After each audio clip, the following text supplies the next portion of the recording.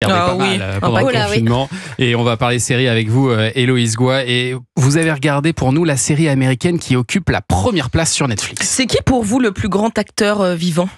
Robert De Niro. Bah super, vous m'avez spoilé ma chronique. J'allais vous dire, moi je veux rien entendre, il est aussi bluffant dans Mon beau-père et moi que dans Les Affranchis. J'ai attendu 81 ans pour qu'il joue dans une série, Robert De Niro. Le voici donc en président américain à la retraite. Vous êtes dans ma tête en fait, Roman. Je suis désolé. Le voici donc en président américain à la retraite dans Zero Day. Zero Day, c'est le titre de la série, mais c'est aussi le nom donné à une journée noire aux États-Unis. 3402 personnes ont perdu la vie. L'informatique victime d'une prise de contrôle totale. Tous les téléphones américains ont affiché le même message obsédant. Ceci se reproduira. Et oui, pendant quelques minutes seulement, ce giga piratage informatique détourne des trains et des avions, des hôpitaux disjoncts, d'où le nombre impressionnant de victimes. Bref, c'est le chaos. Et donc, vous disiez que Robert De Niro, il jouait un président à la retraite. Il fait quoi, du coup ? Il joue aux échecs, il fait des sudoku.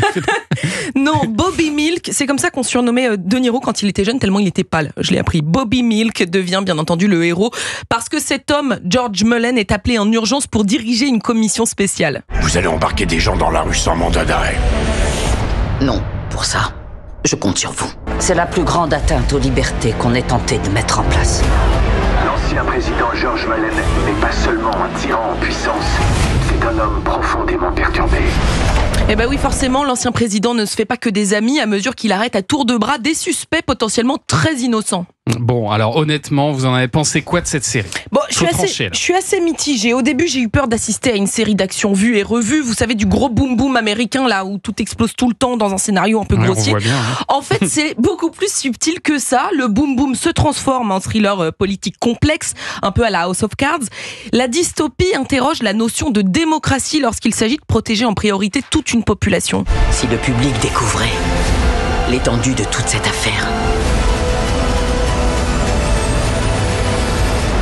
je doute que nous en sortions indemnes. Et voilà, mes bémols arrivent, parce que contrairement à House of Cards, j'ai trouvé qu'il y avait quelques temps morts et que les scénarios manquaient parfois de vraisemblance. Et je déteste ça quand on répète 3 fois par épisode. Non mais n'importe quoi, c'est même pas possible ça, vous voyez ou pas ? Ah oui, je vois. Donc vous avez un conjoint qui vous le dit tout le temps. C'est très énervant. Continuez à suivre. Bon, après je me rappelle que j'y connais absolument rien en cyberattaque et en politique américaine, alors je me calme. Mais le vrai problème, c'est qu'en finissant la série, je n'ai pas eu les réponses à toutes mes questions. Et ça c'est pas beau, ça me met en boule. Il y aura peut-être une saison 2 ? En tout cas, c'est pas comme ça qu'elle a été conçue. Je crois qu'ils ont voulu laisser planer plein de mystères et ça m'énerve. Et bon, peut-être qu'ils n'avaient pas les réponses. C'est énervant. Je sens que ça va faire baisser votre note, ça, Héloïse. Ceci est le son qui retentit lorsqu'une série n'a pas marqué Héloïse Goua au fer rouge. Oui, j'ai un nouveau son. Je mets un 2,8 sur 5. Ah ouais, non, c'est pas bon. Sur 5. Sur 5, 2,8. Allez, note sur 5. On est ravis de retrouver Robert De Niro. Son perso est forcément très crédible. Mais ça m'a pas empêché de m'endormir devant la série à 23h, ce qui n'est pas bon signe, Thomas. Zero Day, série quand même à retrouver sur Netflix, 6 épisodes. Merci, Héloïse Goua.